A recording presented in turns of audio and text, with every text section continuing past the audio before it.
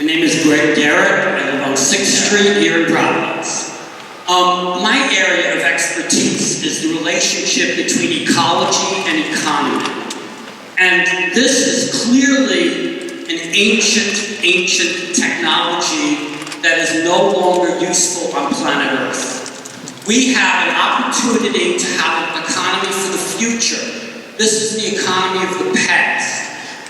What we have is a case where we are going to have stranded assets.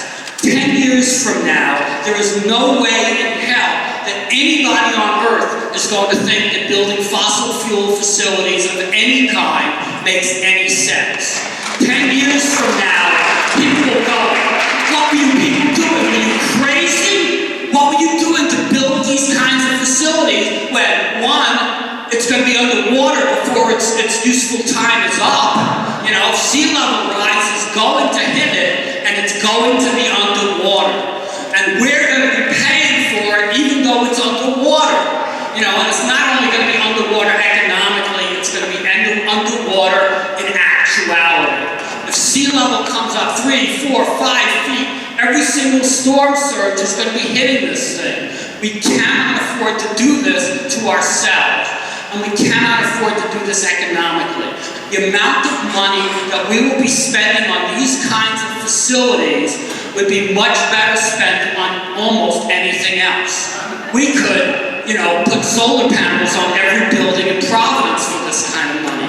We could be doing all kinds of things that actually create jobs in this society rather than, you know, you build a few construction jobs and then there's no more jobs. You know, there's 5 people or 10 people run these facilities. It actually does no good for the community economically, as well as all the other things that people are talking about.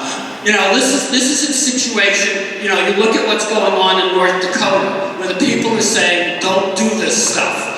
And, you know, the only way that they're going to build these kinds of facilities is they're going to start to shoot the Indians. You know, the international incidents based on that kind of environmental racism are going to catch up to us.